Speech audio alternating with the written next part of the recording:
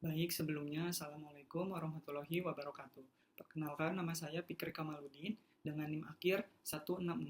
Jadi di sini saya akan membahas tentang perlindungan hukum pemegang hak atas tanah, analisis kualitatif dan studi komparatif sistem pendaftaran tanah Indonesia, Australia, dan Swedia. Jadi materi yang pertama tentang ketidakpastian hukum di Indonesia. Jadi Indonesia itu menggunakan sistem uh, publikasi negatif bertanda positif. Hal ini menciptakan ambiguitas hukum yang beresiko. Seperti contohnya itu, sertifikat tanah hanya berfungsi sebagai bukti relatif, terus negara tidak menjamin kebenaran mutlak data fisik atau hukum.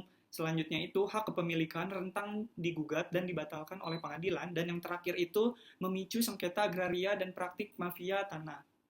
Selanjutnya itu ada landasan teoritis dan filosofis.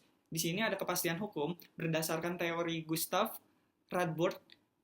Hukum harus mengintegrasikan nilai keadilan, kegunaan, dan kepastian secara harmonis dalam administrasi tanah. Selanjutnya itu fungsi sosial tanah sesuai pasal 6 UUPA kepemilikan tanah disertai kewajiban moral untuk kepentingan masyarakat luas, bukan sekadar hak individualistik. Selanjutnya itu sistem Torrens Australia. Kepastian hukum absolut, Australia melopori sistem pendaftaran tanah yang memberikan perlindungan hukum mutlak melalui doktrin indefestibility of title. Dalam sistem ini, pendaftaran tanah berfungsi sebagai penjamin penuh.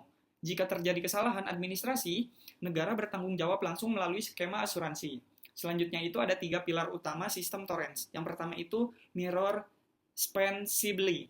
Jadi pendaftaran tanah itu harus menjadi cermin yang akurat, mencerminkan semua status hukum tanah tanpa fakta tersembunyi. Selanjutnya itu ada Cartan Principle, menyembunyikan cacat administrasi masa lalu, pembeli hanya perlu mempercayai informasi sertifikat saat ini. Yang terakhir itu ada Insurance Principle.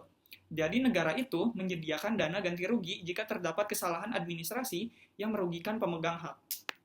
Selanjutnya itu ada Swedia, integrasi blockchain. Jadi transparansi radikal, otoritas Swedia telah mengintegrasikan teknologi blockchain untuk menciptakan catatan transaksi yang tidak dapat diubah.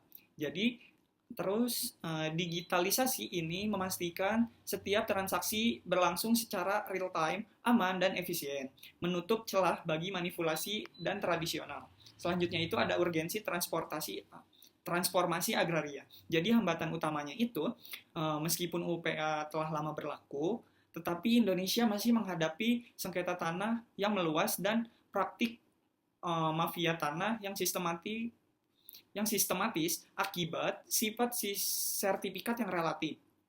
Terus digitalisasi tanpa perubahan mendasar dalam sifat publikasi dikhawatirkan hanya memindahkan risiko hukum ke media digital. Selanjutnya itu ada studi komprehensif sistem pendaftaran. Di sini ada aspek pertandingan. Yang pertama itu sistem publikasi, terus ada kekuatan pembuktian, jaminan negara, dan teknologi utama. Sedangkan di Indonesia itu ada negara bertanda positif, relatif dapat digugat, terbatas administrasi, transaksi teknologi utamanya itu transaksi e-sertifikat. Sedangkan Australia itu sistem publikasinya itu positif, sedangkan kekuatan pembuktiannya itu absolut, sedangkan jaminan negaranya itu penuh dana asuransi. Teknologi utamanya itu manual digital terintegrasi. Sedangkan yang Swedia itu sistem publikasinya itu positif digital, kekuatan pembuktiannya itu absolut dan transparan. Nah, terus jaminan negaranya itu integritas data digital, teknologi utamanya itu blockchain dan LADM. Di sini ada rekomendasi strategis. Jadi transisi ke sistem positif melakukan rekonstruksi regulasi pendaftaran tanah menuju sistem publikasi positif.